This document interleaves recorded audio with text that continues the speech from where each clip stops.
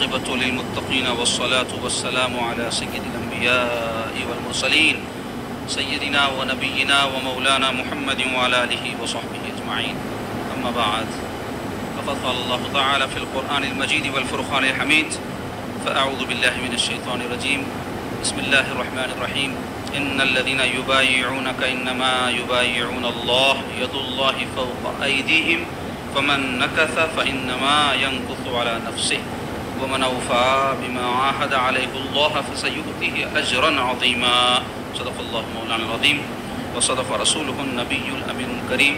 وقال تبارك وتعالى في عظمة حبيبه الكريم: إن الله وملائكته يصلون على النبي يا أيها الذين آمنوا صلوا عليه وسلموا تسليما.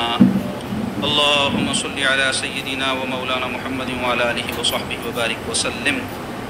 اللهم صل وسلم وبارك على حال محمد وعلى آل محمد. حاضرین و ناظرین کرام، السلام علیکم ورحمۃ اللہ تعالی وبرکاتہ. عزیزو،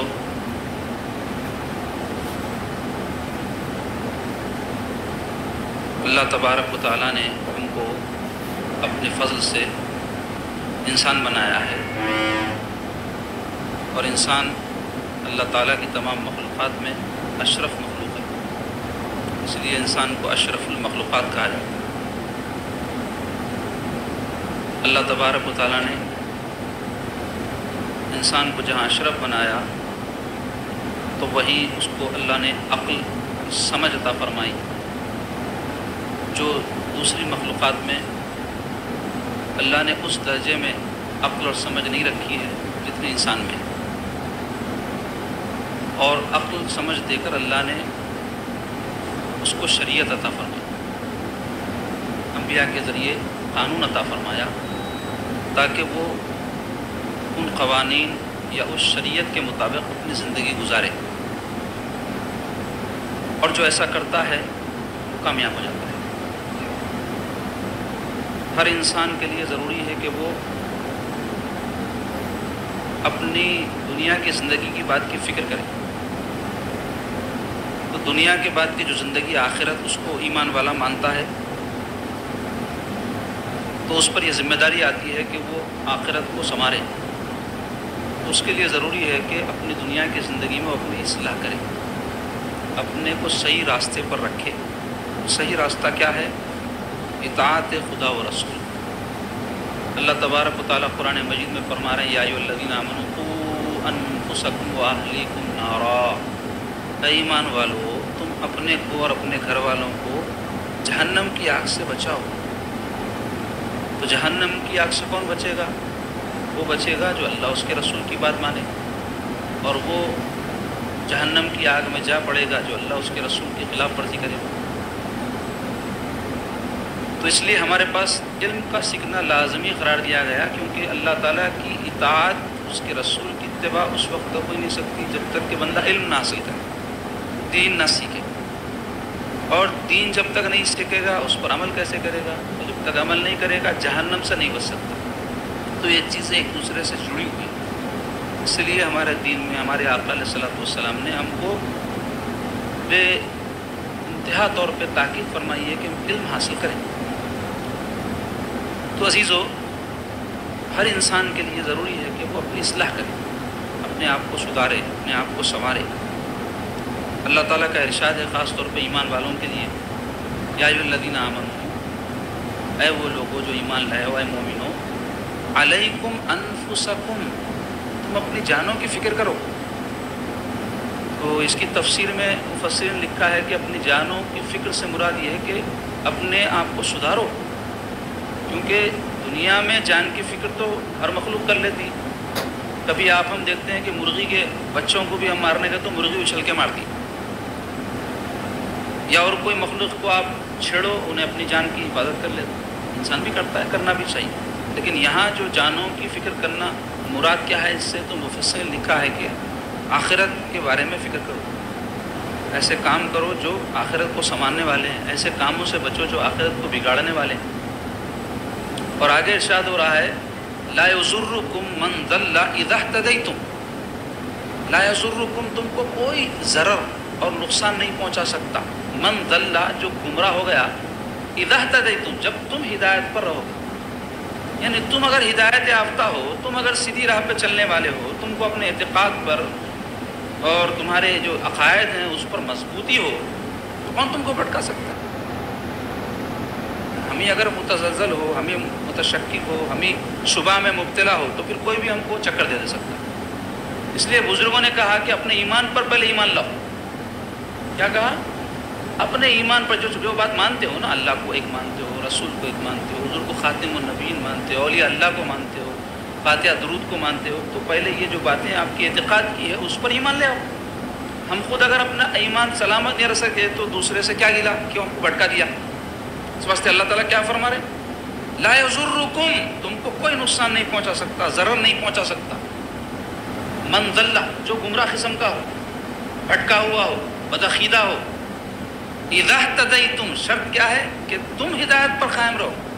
تم اگر مضبوط رہو ہدایت پر تو کس کی مجال ہے کہ تم کو بھٹکا لے، کس کی مجال ہے کہ تم کو متزلزل کر دے؟ تو عزیزو اپنی اصلاح ہم پر فرض ہے، ہر انسان پر لازمی ہے، اور مسلمان جب ہیں تو پھر ہم اللہ رسول کو ماننے والے ہیں تو ہمارے اوپر زیادہ ہے، ایکسٹرا ذمہ داری آ گئی اپنی اصلاح کی۔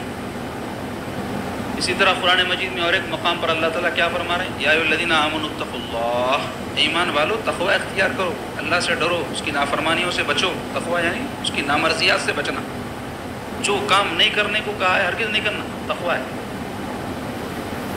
اور اس کا یہ مطلب نہیں کہ کرنے کے کام بھی چھوڑ دیے جائیں، کرنے کے کام کرتے ہوئے نہیں کرنے کے کاموں سے بچنا تقوی ہے۔ وابتغوا الیہ الوسیلہ، اور اس کی طرف راہ تلاش کرو، وسیلہ تلاش کرو، ذریعہ تلاش کرو۔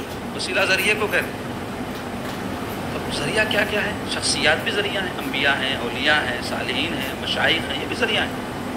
اعمال صالحہ بھی ذریعہ ہے اس تک پہنچنے کا، نیک کام، اچھے اچھے کام، کیونکہ آدمی اللہ والوں کی صحبت کیوں حاصل کرے، ان کی نسبت کیوں حاصل کرے؟ تاکہ نیکی کے راستے پر چلے، نیک کام کر سکے صحیح طور پہ جیسا کرنا ہے۔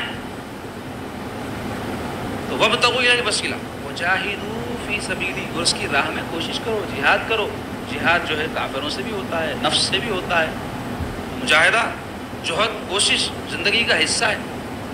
لعلکم تفلحون، تاکہ تم کامیاب ہو جاؤ۔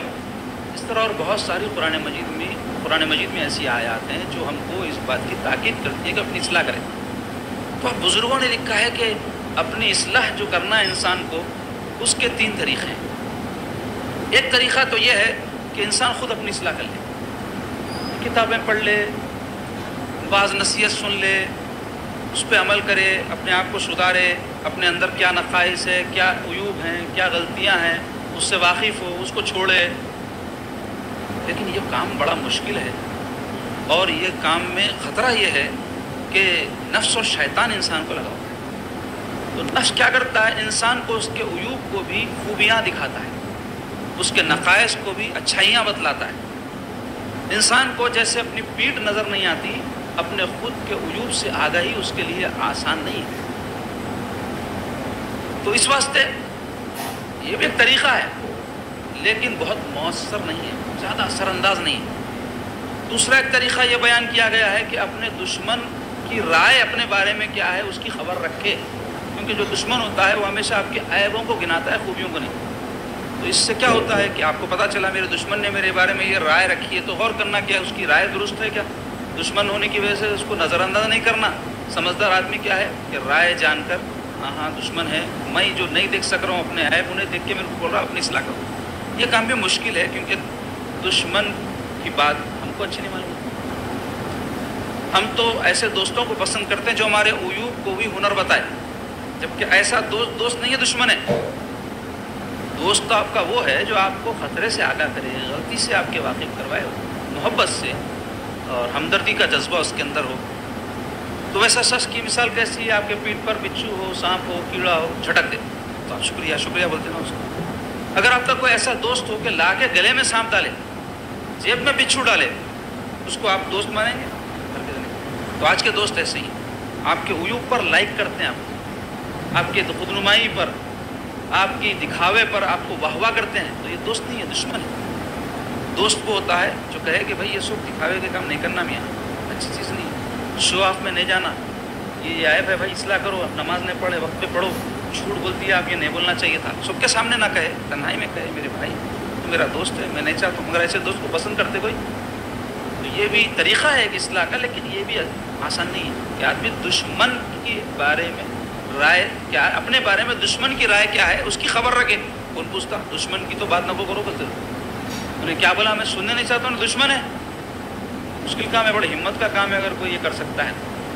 तीसरा तरीक़ा ये है कि कोई मुस्लिह को तलाश करे, कोई इस्लाह करने वाले को तलाश करे, कोई राह बतलाने वाले रहबर को तलाश करे और उसकी रहनुमाई में दीन का रास्ता तय करे। और ये सबसे मौसर तरीक़ा है, सबसे बेहतरीन तरीक़ा है, और इस तरीक़े पर जो चले हैं वो मंजिल मकसूद को पाएँ। तो अपनी इस्लाह के लिए बुजुर्गान दीन जो मुस्लिम हैं, औलिया अल्लाह, सूफिया इकराम, मुहक्किकीन जो गुज़रे हैं बड़े बड़े 1400 साल की इस्लाम की तारीख़ में, उन्होंने जो तरीक़ा इख्तियार किया है अपनी इस्लाह के लिए अहद व पैमान का, उसको कहते हैं बैत, या हमारे उर्फ़ में कहते हैं मुरीदी। तो आज जो हदीस पाक दर्स हदीस में हम बयान करेंगे इसी हवाले से है। तमहीदन में ये बात आपके सामने इस वास्ते बयान करा कि बैत की हकीकत क्या है, बैत करते गए तो मुरीद होते गए, उसके मकासद क्या हैं वो तो आगे आ जाएंगे, लेकिन उसकी असल बुनियाद यह है इस्लाह। अब अगर कोई शख्स बैत ना करे तब भी उसकी इस्लाह हो सकती है, लेकिन सबसे मौसर तरीक़ा बैत है। तो बैत यानी मुरीदी जो है उसका कुरान हदीस में कोई सबूत है क्या, इस बारे में आजकल बहुत तनाज़ा है। बहुत बड़ी तादाद लोगों की ऐसी है कि हालात हाज़िरा जो चल रहे हैं उसको देखते हुए कई तो बैत को ज़रूरी नहीं समझते, कई ऐसे गुमराह किस्म के लोग हैं जो बैत को गैर ज़रूरी समझते हैं और उसकी सख्त मुखालिफत करते हैं। तो जानना चाहिए कि बैत या मुरीदी की असल क्या है, कुरान और हदीस में इसके जो है हैसियत क्या बताई गई है, उससे मुताल्लिक़ हम आज आपके सामने गुफ्तगू करेंगे। और उससे पहले आज आप हदीस शरीफ बैत के हवाले से तबर्रुकन उसका अरबी मतन और तर्जुमा समाअत कर लें, फिर इंशाअल्लाह ताला आज हम आपके सामने बैत का सबूत कुरान हदीस से बयान करेंगे। ख़ुद ये हदीस आपको बता देगी जो सबूत हो बैत की असल क्या है। दूसरा ये कि बैत के अक़साम क्या है, कितने किस्म की बैत होती है, और तीसरे ये कि बैत के मकासद क्या है, क्यों मुरीद होना है, क्यों बैत करना, मुख्तसरन बयान करेंगे। हालांकि ये तफसील तलब मौजू है, लेकिन हमारे पास दर्स हदीस के लिए जो वक्त मुकर्रर होता है इंशाअल्लाह उसमें जो कुछ भी बातें इस हवाले से आ सकती हैं आ जाएंगी। फिर अगर मुमकिन न हो कि पूरा मौजू कवर हो जाए तो आइंदा जो है दर्स में इंशाअल्लाह उसका हम तसल्सल जारी रखेंगे। बिस्मिल्लाहिर्रहमानिर्रहीम। वअन उबादत इब्न सामित रज़ियल्लाहु अन्हु क़ाल क़ाल रसूलुल्लाहि सल्लल्लाहु अलैहि वसल्लम व हौलहु इसाबतुम मिन अस्हाबिहि बायुनी अला अल्ला तुशरिकू बिल्लाहि शैआ वला तसरिकू वला तज़नू वला तक़्तुलू औलादकुम वला तअतू बुहतानिन तफ्तरौनहु बैन ऐदिकुम व अर्जुलिकुम वला तअसू फी मारूफ फमन वफ़ा मिनकुम फ़अज्रुहु अलल्लाह वमन असाब मिन ज़ालिका शैआ फ़ऊक़िब बिही फ़िद्दुनिया फ़हुव कफ़्फ़ारतुन लहु वमन असाब मिन ज़ालिका शैअन थुम्मा सतरहुल्लाहु अलैहि फ़हुव इलल्लाहि इन शाअ अफ़ा अन्हु व इन शाअ आक़बहु फ़बायअनाहु अला ज़ालिक मुत्तफ़क़ुन अलैहि। यानी ये जो हदीस पाक है इमाम बुखारी ने अपनी किताब में और इमाम मुस्लिम रहिमहुल्लाह, ये दोनों बहुत बड़े मुहद्दिसीन हैं, उन्होंने अपनी किताब में इसको नकल किया। यानी मोतबर तरीन जो मुहद्दिसीन हैं उन्होंने इस हदीस को नकल किया है। हदीस पाक का तर्जमा समाअत कीजिए पूरी तवज्जो से। हज़रत उबादा इब्न सामित रज़ियल्लाहु ताला अन्हु से रिवायत कि जब रसूलुल्लाह सल्लल्लाहु ताला अलैहि वसल्लम के इर्द गिर्द आपके असहाब की एक जमात मौजूद थी तो आपने फरमाया, किसने, हुज़ूर पाक अलैहिस्सलातु वस्सलाम, ऐ लोगो मुझसे बैत करो इस बात पर कि तुम अल्लाह के साथ किसी चीज़ को शरीक न करोगे और न चोरी करोगे, न ज़िना करोगे और न अपनी औलाद को कत्ल करोगे और न अपने हाथों और पाँव के दरमियान बहतान घड़ोगे और किसी नेक काम में नाफरमानी न करना। تو جو شخص پورا اترے گا اس کا اجر و ثواب اللہ کے ذمہ کرم پر ہے، اور جو ان میں سے کسی چیز کا مرتکب ہوگا پھر دنیا میں ہی اسے اس کی سزا مل گئی تو وہ اس کے لیے کفارہ یعنی معافی بن جائے گا، اور جو شخص ان میں سے کسی چیز کا مرتکب ہوا پھر اللہ نے اس کی پردہ پوشی کی تو اس کا معاملہ اللہ کے سپرد ہے، چاہے تو اسے معاف کرے اور چاہے تو اسے سزا دے۔ تو ہم سب نے اس بات پر آپ کی بیعت کی۔ یہ حدیث شریف بیعت کے ثبوت میں زبردست حدیث پاک۔ تو یہ جو بیعت ہے یہ عربی لفظ ہے بیعت، صحیح تلفظ اس کا کیا ہے؟ بیعت، با یا عین تا، یہ بیعن سے ہے۔ بیع عربی میں کہتے ہیں خرید اور فروخت دونوں کو، کوئی چیز بیچنے کو بھی بیع کہتے ہیں، کوئی چیز خریدنے کو بھی، ایسا یہ لفظ ہے جو دونوں معنی کے لیے استعمال ہوتا ہے۔ جملے کے حساب سے سمجھ جانا رہتا ہے کہ وہاں بیچنے کی بات ہو رہی ہے یا خریدنے کی۔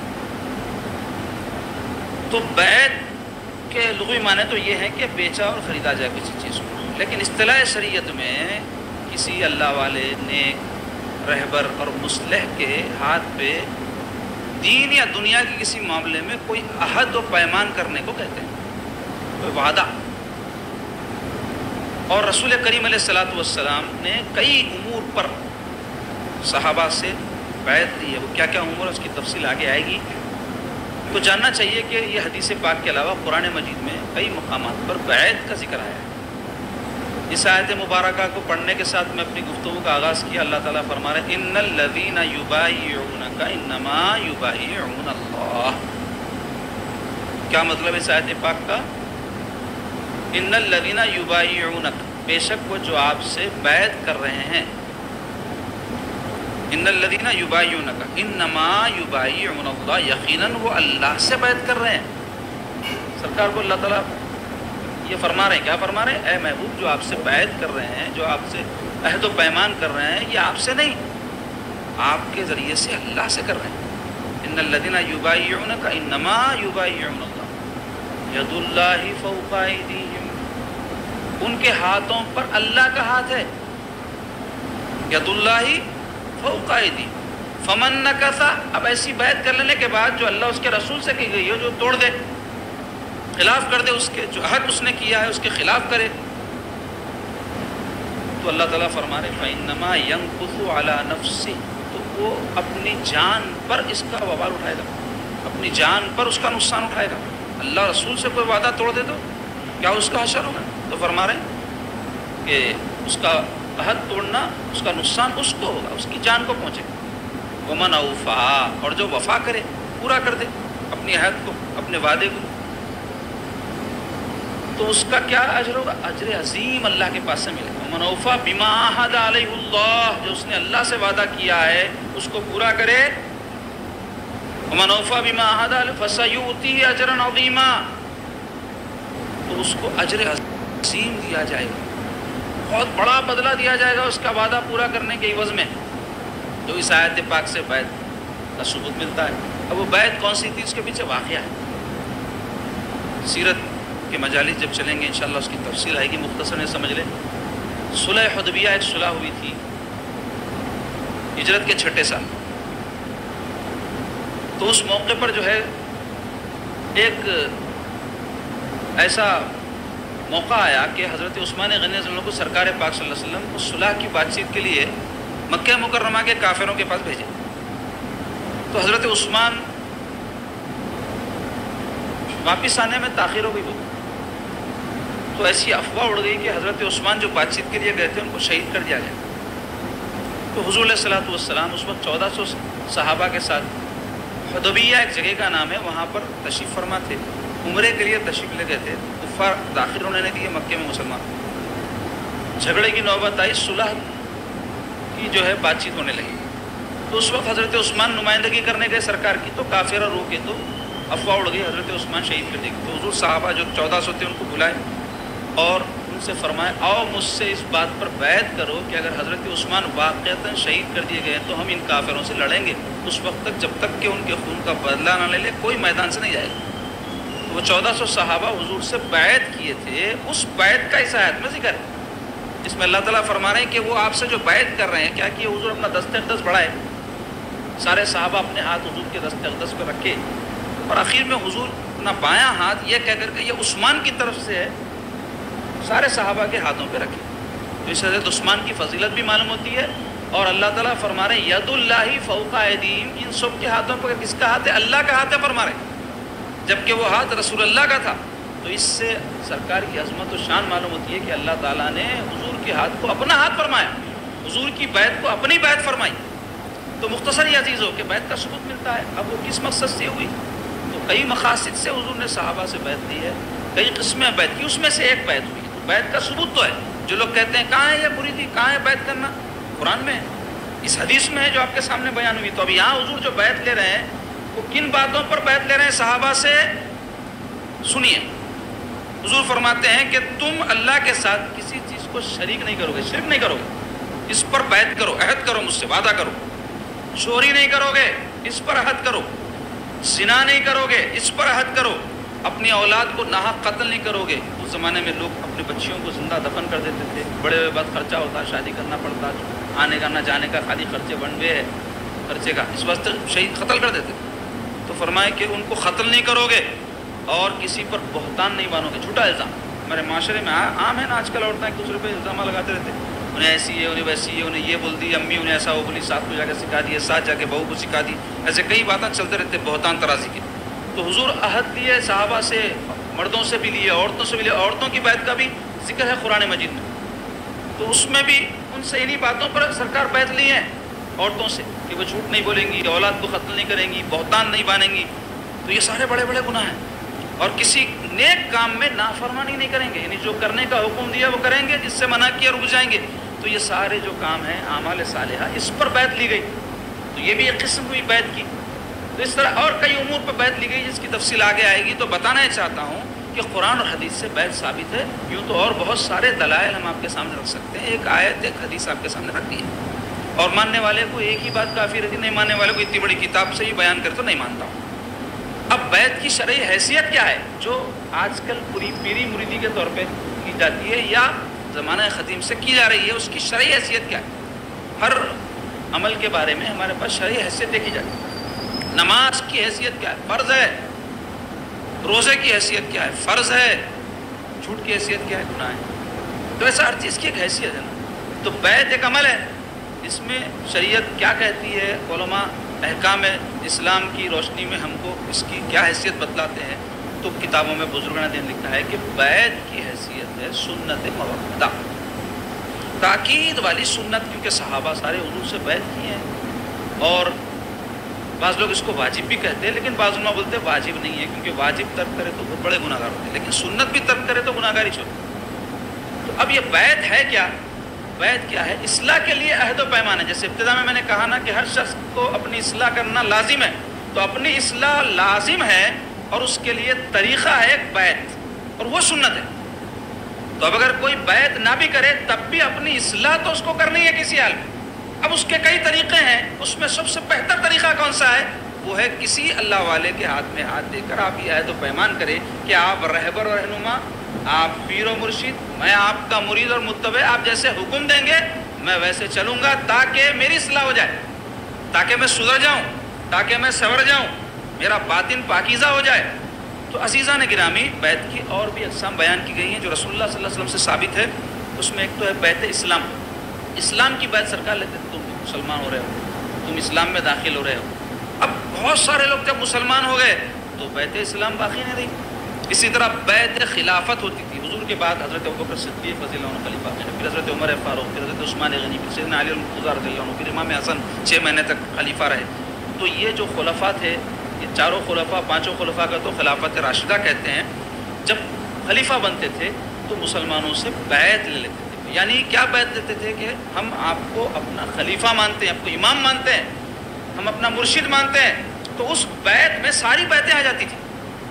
جس کو آپ امام مان لیے وہ آپ کو جو حکم دے اس کی تعمیل کرنا آپ پر لازم ہو جاتا تھا. بیعت جب کرتے تو عہد کر لیتے تھے کہ ہم آپ کو اپنا بڑا مان لیے، اپنا امام مان لیے، اپنا مرشد مان لیے، آپ کے حکم پر چلیں گے. تو خلافت کی بیعت کہتے تھے اس کو.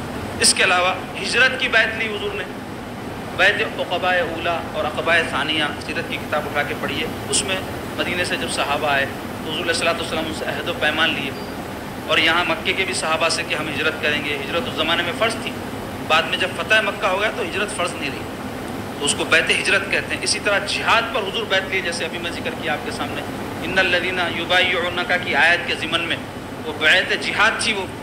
اور یہ مرشد جو لیتے ہیں آج کے زمانے میں یا قدیم زمانے سے جو لیتے آ رہے ہیں، اس کو کہتے ہیں بیعت تمسک بالتقوی، تقوی پر جمے رہنے کی بیعت۔ یعنی بیعت جب کرتا ہے کوئی شخص تو وہ توبہ کرتا ہے، اب الفاظ توبہ کے ادا کرے نہ کرے، مگر اس کی نیت یہ ہوتی ہے کہ بھائی اب نیکی کروں گا، خالی اچھا بن جاؤں گا، اور اچھا تھا تو اور اچھا بنوں گا، نیک تھا تو اور نیک بنوں گا، بہت نیک تھا تو اور نیک بنوں گا، کیونکہ نیکی کی کوئی انتہا نہیں ہے، اور انسان جب تک زندہ رہے خاتمہ بالخیر، جب تک اس کا نہ ہو جائے اس وقت اس کو نیکی میں آگے بڑھنا ہے۔ اللہ تعالیٰ کا حکم ہے یہ قرآن میں حدیث میں کہ تم نیکی میں فاستبقوا الخیرات، آگے بڑھتے جاؤ۔ ایسا نہیں ہے آج کر لیے جمعہ کا دن نماز پڑھ لی ہو گیا، اب آئندہ جمعہ تک کچھ نہیں، جمعہ پڑھے بعد بھی فرض نمازیں پڑھنا ہے، آئندہ جمعے تک نیکیاں کرنا ہے، ایسے ہی آخری سانس تک ہم کو نیکیاں کرتے جانا ہے اور اپنی اصلاح کرتے ہی جانا ہے، اپنے آپ کو سدھارتا سنوارتا ہی جانا ہے۔ خالی ایک ٹائم کے لیے نہیں، عید کی نماز پڑھ لیے مسلمان وہی نماز پڑھے دو ہی بول کے نیک ہو گئے، نہیں، ایسا نہیں ہے نا، ہر وقت اپنی فکر کرنا ہے۔ یا ایھا الذین آمنوا علیکم انفسکم، ایمان والو اپنی جانوں کی فکر کرو، خیال کرو، اپنے آپ کو سنوارو، ہمیشہ سدھارتے رہو، امر ہے یہ آخری سانس تک۔ تو یہ جو تمسک بالتقوی، تمسک بالسنت، سنت پر جمے رہنے، تقوی پر جمع رہنے کی یہ بیعت ہے۔ تو کوئی آدمی جب کسی مرشد سے مرید ہوتا تو یہی مقصد سے ہونا چاہیے۔ باقی جو بیعتیں ہیں اس میں کئی متروک ہو گئی، خلافت ختم ہو گئی مسلمانوں کی، تو اس کے بعد میں وہ بیعت نہیں رہی، تو صوفیاء کرام دیکھے کہ بھائی نیکی کے اوپر تو بندوں کو قائم رکھنا ہے، تو اس کے لیے وہ لوگ عہد و پیمان لینے لگے۔ وہ عہد و پیمان کو مریدی کہا گیا ہمارے عرف میں، اور احکام شریعہ کی روشنی میں جو اصطلاح ہے وہ بیعت ہے۔ تو اب اس میں مقاصد بیعت کے پتہ ہونا چاہیے، یہ بڑا اہم ہے۔ بہت سے لوگوں کو میں دیکھتا ہوں کہ وہ بیعت کے تو قائل ہوتے ہیں اور بیعت بھی کرتے ہیں، لیکن ان کو پتہ نہیں ہوتا صحیح معنوں میں کہ مقصد بیعت ہے کیا۔ کئی ایسی خواتین خاص طور پہ ہوتی ہے، بچی کی شادی نہیں ہو رہی، وہ حضرت کے بعد لے کے مرید کرا تو شادی ہو جاتی، تو شادی کی بیعت ہوئی، تو ایسی کوئی بیعت تو شریعت میں ہی نہیں۔ ابھی جو بیان کرا میں آپ کے سامنے قسم اس میں ہے کیا؟ کاروبار نہیں چل رہا بھائی، بہت پریشانی، حضرت سے مرید ہو جاؤ، تو مریدی میں کوئی ایسی مریدی بھی ہے کیا؟ کاروبار چلنے کی مریدی؟ ارے بھائی یہ مریدی تو اللہ واسطے ہے، مریدی تو آخرت سنوارنے کے واسطے ہے، مریدی تو اپنی اصلاح کے واسطے ہے، نہ کہ کاروبار کے واسطے، شادیاں ہونے کے واسطے، لندن امریکہ چلے جانے کے واسطے مرید ہوتے حضرت کے، لندن چلے جانے کہتے امریکہ چلے جا رہے ہیں، سعودی عرب کا ویزا آ جا رہا کہتے، ملیہ کو بھی آ رہا امریکہ کا ویزا، جان کو بھی آ رہا جاپان کا ویزا، کیا کریں گے؟ انہیں مرید نہیں ہوا کس کا بھی، تو دنیا کے واسطے مریدی ہوتی ہے۔ مگر بہت بڑی تعداد جو مرید ہونے کی قائل ہے ان میں ایسے لوگ ہیں، بہت کم لوگ ایسے ہیں جو اللہ واسطے مرید ہیں۔ مریدی کے مقاصد کیا ہے؟ سب سے بنیادی مقصد تو اصلاح باطن، اپنے باطن کی اصلاح۔ انسان کا جیسا ظاہر ہے نا، اس کی اصلاح کیا ہے؟ آنکھ دیکھنے کا کام کر رہی، صحیح دیکھ رہی نہیں دیکھ رہی، دیکھ لیتے رہنا، نہیں ہوتے ڈاکٹر کے فوری جاتے نہیں، ڈاکٹر صاحب آنکھ میں صحیح نہیں دکھ رہا، کہ بے چینی ہو رہی، یہ ہو رہا جو بھی ہو رہا اس کا علاج کرا، سنائی نہیں دے رہا، کان کے ڈاکٹر صاحب کرنے جاتے، یا ایسے ہی جان میں کوئی خرابی پیدا ہو گئی، بخار آ گیا، انفیکشن ہو گیا، یہ ہو گیا وہ ہوگا، 20 چیزیں ہیں، تو کیا کرتے؟ ڈاکٹر صاحب کے پاس جاتے۔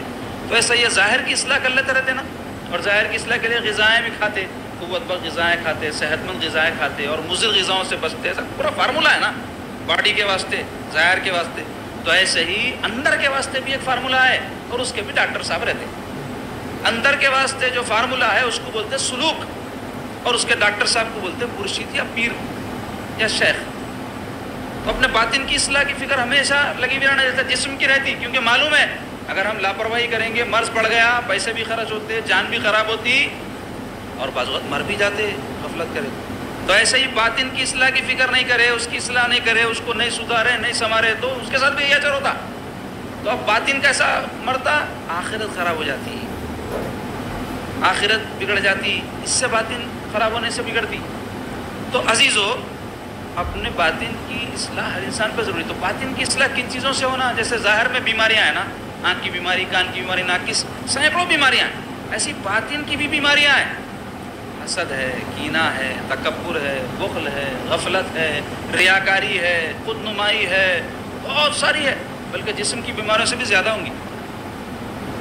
مگر یہ بیماریاں چھپی ہوئی ہے نا، معلوم نہیں ہوتا۔ انسان اپنے ساتھ لے لے کے پھرتا، جیسے پیٹ میں گندگی ہے تو معلوم رہ رہا، پیخانے کو خود پتہ چلتا ہے انہوں اندر تھے بول، لیکن رہری کا اندر معلوم ہو رہا، نہیں معلوم ہو رہا، روز لے کے پھر رہی، اندر خون بھرا ہوا ہے رگوں میں، معلوم ہو رہا، باہر نکلا تو معلوم ہوتا کیسے، جب پریشانی ہوتے رہے اتنا خون بہ گیا، اتنا خون بہ گیا، ناکوں کے اندر گندگی، کانوں کے اندر گندگی، یہ سب بھری ہوئی ہے، پتہ نہیں چل رہا۔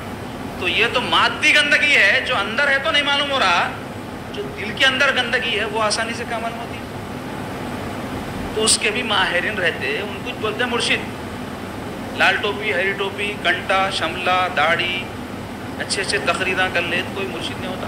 اس کے اوصاف کیا ہے، وقت نہیں ہے، آئندہ اس میں نشست میں لائیں گے گفتگو انشاءاللہ، مرشد کیسا رہنا، کس کو بولتے ہیں مرشد، انہیں کیا کرنے والا رہنا۔ جیسے ہر مرض کے اسپیشلسٹ رہتے ہیں آج کل تو بہت ہوگا، اسپیشلائزیشن ہر چیز میں، MBBS ڈاکٹر صاحب کو بنتے، اس کے بعد میں MD جب بننا چاہتے ہیں انہوں تو جنرل فزیشین، کارڈیولوجسٹ، پلمولوجسٹ، لوجسٹ کئی قسم کے ہیں اس کے اندر، تو ایسے ہی اس کے بھی ماہرین ہیں۔ تو اس کی مہارت کی علامات کیا ہیں، کیا ان کی ایلیجبلٹی ہے، اس کی تفصیل آئیں گی آگے۔ تو آج اتنا ہی آپ سمجھ لیں کہ اصلاح باطن اصل مقصد ہے، اپنے آپ کو سدھارنے سنوارنے کے لیے مرید ہونا ہے، تو اس کے لیے پھر ویسے ہی مرشد تلاش کرنا ہے جو اصلاح باطن کر سکے۔ دوسرا مقصد تزکیہ نفس ہے، یعنی اپنے باطن کی اصلاح کیسا ہوگی، جب باطن بری خصلتوں سے پاک ہوگا، حسد سے، کینہ سے، تو یہ بری خصلتیں پیدا کیسا ہوتی وہ ماہر جانتا، جیسا بیماری پیدا کیسا ہوتی ہے آپ کو نہیں معلوم رہتا، ڈاکٹر صاحب کو معلوم رہتا، اس کی دوائیں کیا ہے آپ کو معلوم رہتی، ڈاکٹر صاحب کو معلوم رہتی، اپنا کام کیا ہے، سیدھا سیدھا ڈاکٹر صاحب کا نہیں جانا، اپنا مرض سنانا اور بولنا ڈاکٹر صاحب آپ جو چٹھی میں دوا لکھے وہ کھاتا ہوں، آپ لکھے ہری گولی، میں جا کے تحقیق کر کے لال ڈال لے رہا ہوں، اچھا ہوتا ہوں، کبھی تو نکل بھی جاتے، تو اپنی ڈاکٹری نہیں کرنا پھر اس کے بعد، تو کیسا اعتماد کرتے ڈاکٹر صاحب پہ، ایسے ہی جب لے آ کے ڈال دیتے ICU میں، تو ڈاکٹر صاحب کیا کرتے، نیند کی دوا ڈال دیتے اس کو، کئی کو بولے تو انہیں ہوشیار رہا تو وینٹیلیٹر لگانے نہیں دیتا، انجیکشن لگانے نہیں دیتا، اور دوسرے چیزیں جو گھسڑنے کے ہیں وہ گھسڑنے نہیں دیتا، تو کیا کرو اس کو سائلنٹ کر دو اور اس کو مثل مردہ بنا دو تاکہ اس پہ جیسا چاہے ہاتھ صاف کر سکتے ہیں۔ تو ایسے ہی مرشد بھی کیا کرتا، مرید کو بولتا دیکھو بابا ایسا تو ہم آپ کو زبردستی کر نہیں سکتے، آپ ایسے ہو جاؤ ہمارے سامنے، جیسے 10 سال کے ہاتھ میں مردہ رہتا تو آپ کا علاج ہوتا، آپ بولیں گے نا میں اپنی مرضی سے آپ کو بولتا ہوں یہ کرنا نہیں کرنا، تو ڈاکٹر صاحب علاج صحیح نہیں کر سکتے، اصلاح نہیں ہوتی جو آج ویسی ہو رہا ہے کہ مرید تو ہو جا رہا انہیں، لیکن مرید خود ہے چاہتا یہ کہ مرشد میرے ارادے کے مطابق چلے، جبکہ مرید بولتے اسے جو مرشد کے ارادے کے مطابق چلے، اور مرشد کا ارادہ اللہ رسول کے حکم کے مطابق رہتا، تو ویسا ربط، ویسی نسبت، ویسا تعلق جب تک پیدا نہیں ہوا، پیدا نہیں ہوتا۔ اپنی مرضی پوری چلائیں گے پھر فائدہ اپنی مرضی کے مطابق ہی چنا ہوتا نہیں ہوتا، مرضی ڈاکٹر صاحب کی چلنا تب فائدہ ہمارے کو صحیح ہوتا۔ تو مختصر یہ کہ تزکیہ نفس مقصود۔ تیسرا ایک مقصد ہے بیت کا، نیک صحبت، اللہ تعالیٰ کا حکم ہے نا یا ایھا الذین آمنوا اتقوا اللہ، اے لوگو اللہ سے ڈرو، وکونوا مع الصادقین، اور نیک لوگوں کے ساتھ ہو جاؤ، سچوں کے ساتھ ہو جاؤ، صادقین، صادق بول تو سچے کو بولتے ہیں نا، سچا بول تو ظاہر باطن ایک رہنا، اس کا اندر باہر ایک رہنا، سچا آدمی رہنا، سچا بول تو سچ بولنے والے کو بھی بولتے اور اس کے طریقے اچھے رہنا، نیک آدمی سچا آدمی رہتا، تو ان کے ساتھ ہو جاؤ۔ تو پیری مریدی سے مقصود یہ بھی ہے اللہ والوں کی صحبت میسر آ جائے، نیک لوگوں کے ساتھ اٹھو بیٹھو، ان کے قلب کی کیفیات تم پر طاری ہوں گے۔ اب آپ اندازہ لگاؤ یہ جو پیری مریدی ہے یہ اللہ کی راہ میں چلنا ہے نا، جو اپنے گھر سے خانقاہ تک راہ طے نہیں کر سک رہا انہیں اللہ کی راہ طے کرتا۔ اتنے مریداں ایسے ہیں کئی سلسلوں سے وابستہ ہے، یہاں کی بات چھوڑو آپ، بہت سلسلے ہیں نا ان سے وابستہ ہے، اپنے مرشد تک جانے کو ان کو ٹائم نہیں مل رہا، اللہ تک جانے ٹائم ملتا جی، خانقاہ تک آنے، شفا خانہ ہے نا یہ، دوا خانہ ہے خانقاہ، یہاں اصلاح ہوتی ہے نا باطن کی، تو وہاں تک انہیں نہیں آ سک رہا، اللہ تک نہیں پہنچ سکتا۔ ایسے ہی لوگ اللہ تک تو جانا چاہ رہے مسجد تک نہیں جاتے، اللہ کا گھر ہے نا، اس کے گھر تک پہنچیں گے تو اس کے پاس پہنچیں گے نا، اس کے گھر تک جانا نہیں ہو رہا، اللہ تک جاتے۔ تو ایک مثال دے رہا ہوں میں آپ کو کہ جو 4 قدم جسمانی نہیں ڈال سک رہا انہیں روحانی بڑے بڑے قدمہ کہاں ڈالتا، تو وہ پیری مریدی آج کل ایک تماشا ہو گیا ہے، ایک رسم بن گئی ہے خالی، پھر بھی چونکہ سنت ہے اس واسطے اس کو بزرگاں منع نہیں کر رہی، ورنہ تو یہ جو مقاصد ہے اس کو بھلا دیے لوگ. مقصد بیت سے واقف نہیں ہے، اس کے حقوق سے واقف نہیں ہے، مرشد کے حقوق سے واقف نہیں ہے، بیت کے جو ہے ذمہ داریوں سے واقف نہیں ہے، آداب سے واقف نہیں ہے، خانقاہوں کے مقاصد سے واقف نہیں ہے. اگر رسمی رہ جائیں گے نا پھر ویسا ہوگا تو رسمی بن گئی خالی ہے. حقیقی پیری مریدی کی صورت ہے، رسمی نہیں، فارمیلٹی نہیں ہے ہمارے دل میں، ریالٹی ہے. ہر چیز میں ریالٹی ہے. نماز پڑھے تو ریئل پڑھو، دل سے پڑھو، خضوع کے ساتھ پڑھو، نہیں خالی رسمی طور پر ٹھونگا مار لے رہے ہیں. اللہ کو ضرورت نہیں ہے، منہ پہ مار دیں گے قیامت کے دن. چندی پھینکتے ہیں منہ پہ، پیسہ پھینکیں گے تو عبادت لوگوں کو کوئی ویلو نہیں ہے اللہ کے پاس. اللہ تعالیٰ کو ضرورت ہے کہ ہماری عبادت ہو، ہم کو ضرورت ہے اس کی عبادت کی. اب توفیق دیا مسلمان بنا کے ہم کو عبادت کی، یہ بہت بڑی چیز ہے نا. لیکن نہیں ہوتا. میں بولا 4 قدم مسجد نہیں، 4 قدم خانقاہ نہیں، پھر اللہ تک پہنچنا چاہ رہے ہیں، کہاں سے ہوتا؟ والذین جاہدوا فینا لنہدینہم سبلنا. اللہ تعالیٰ کا وعدہ ہے جو ہماری راہ میں کوشش کریں گے ہم ان کے لیے راستے کھولیں گے. کوشش تو کرو. ہم تو مائل بکرم ہے، کوئی سائل ہی نہیں، راہ دکھلائیں کسے رہروئے منزل ہی نہیں. پہنچنا نہیں چاہ رہا بھائی، اس کا مقصود ہی نہیں ہے، وہ مقصود دنیا ہے. تو دنیا کے لیے ہوتا ہے کہہ لو گا مرید حضرت سے مرید ہوگا تو برکت ہو جاتی ہے. ٹھیک ہے بھائی، ہو بھی جاتی ہوں گے، آپ کا حسن زن ہے، مگر مقصد بیت میں وہ نہیں ہے. بیت برکت بھی ایک طرح کی بیت ہے، مگر وہ بھی دنیا کی خاطر نہیں ہے. کوئی بڑے بزرگ کی اولاد ہے، ان سے لوگ مرید ہوتے ہیں، کہیں کہ ہستے برکت کے ہستے، نہ ان سے ملتے نہ ملاتے بات. لیکن وہ اپنے نام کو ان کے ساتھ جوڑ لینے کے واسطے ہوتے ہیں. مگر وہ بھی کس واسطے؟ تاکہ محشر کے دن کام آئے، تاکہ کاماں بن جائیں، یہاں دکان چل جائے، شادیاں ہو جائے، بچے ہو جائے. یہ کاموں کو مریدی ہے، یہ کاموں کو بنانے سے مریدی فیل ہو جائے. مریدی اللہ واسطے ہے. تو ویسی نیت کے ساتھ اگر کوئی کسی مرشد کا مرید ہوا تو موت نہیں ہے اس کی مریدی. یہاں مرید ہوئے سے دن موت ہو جاتی ہے اس کی، کیونکہ انہیں بولتا چمتکار کچھ بھی نہیں ہوا، مرید ہوگا. میں کیا ہوا میری زندگی میں؟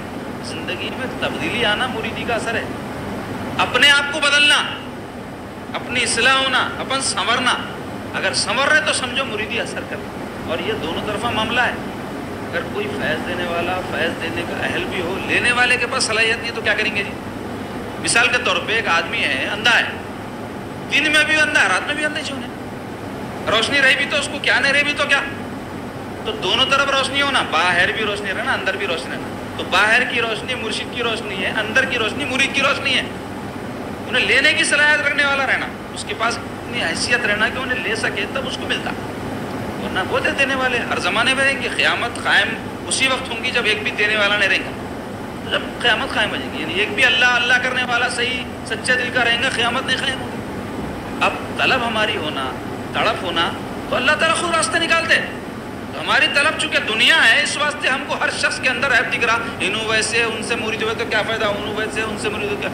مگر کیسا ہونا مرشد کم سے کم وہ تو معلوم رہنا. انشاءاللہ آئندہ ہم درس میں اس پہ گفتگو کریں گے. اللہ تعالیٰ ہم سب کو نیک توفیق عطا فرمائے اور صحیح راہ کی اللہ رہنمائی فرمائے.